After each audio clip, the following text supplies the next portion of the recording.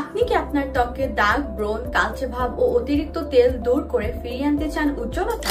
আপনার জন্য আছে জাফরান চারকোল ও কোজিক সোপ। এই সাবান শুধু ত্বক পরিষ্কার করে না, বরং ত্বকের ভিতরে জমা টক্সিন ও দূষণ টেনে বের করে এবং ত্বককে করে তোলে ঝলমলে উজ্জ্বল। চারকোল ত্বকের গভীরে ঢুকে তেল, ময়লা ও জীবাণু শোষণ করে ব্রণের ঝুঁকি কমায়।